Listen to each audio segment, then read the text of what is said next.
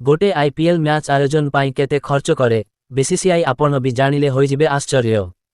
Indian premiere लीगर 19तम संस्करण वर्तमान चली। एही सीजन रे एपर्यंत 5टी मैच खेला जाइछि। चेन्नई सुपर किंग्स को व्यापक भाव में परास्त करिबा परे राजस्थान रॉयल्स वर्तमान पॉइंट टेबुलर शीर्ष रे अछि। तेबे आज आमे गोटिए आईपीएल मैच आयोजन सहित जड़ित खर्च विषय रे कहिबु, जेपरिकी टंका केउठारे लागे, मोट खर्च केते इत्यादि। इंडियन प्रीमियर लीग 2008 मसीहारू आयोजित होई आसुछि। भारतीय क्रिकेट नियंत्रण बोर्ड बीसीसीआई प्रतिवर्ष एही लीग आयोजन करे, जहाँ वर्तमान विश्वर सर्वबृहत टी20 लीग पाल्टिछि। बोर्ड एही लीग रु मध्य यथेष्ट राजस्व सृष्टि करे। आयर प्राथमिक उत्स हेउछि प्रायोजकता, मीडिया अधिकार एवं टिकेट विक्रय। रोजगार कोटी कोटी टंकारे पहुंचीथिले मध्य प्रश्न रहिछि गोटिए मैच आयोजन करिबा पाई प्रकृतरे केते खर्च हुए। आसंतु जानिबा। 1 आईपीएल मैच पाई खर्च केते।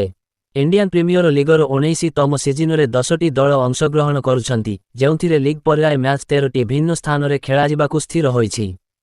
प्लेऑफ पाई कार्यसूची एपर्यंत प्रकाशित होई नाही। बोर्डर प्रथम पदक्षेप हेउछि स्टाडियम गुड़िक चयन एवं बुक करिबा। एथिपाई खर्च 50 लाख रु 1 कोटी मध्यरे होई पारे। बीसीसीआई संपृक्त स्टाडियम परिचालना को एही परिमाण प्रदान करे, किंतु एही खर्च निर्दिष्ट स्थान उपरे निर्भर करी भिन्न होइथाए। एहा परे खेलाड़ींको दरमा आसे। इम्पैक्ट प्लेयर समेत 12 जन खेलाड़ींको मध्यरु प्रत्येक प्रति मैच पाई 7.5 लाख पांती। फलस्वरूप गोटिए दल केवल खेलाड़ी दरमा पाई प्रति मैच पाई 90 लाख खर्च करे। एहा सहित मैच रेफरी, अंपायर एवं सहायक कर्मचारींको दरमा पृथक भावरे हिसाब करा जाए। यात्रा खर्च प्राय 7 लाख। प्रसारण अधिकार व्यतीत मोट खर्च गणना करिबा समय रे गोटिए आईपीएल मैच आयोजन करिबा प्राय 15 कोटी खर्च हुए।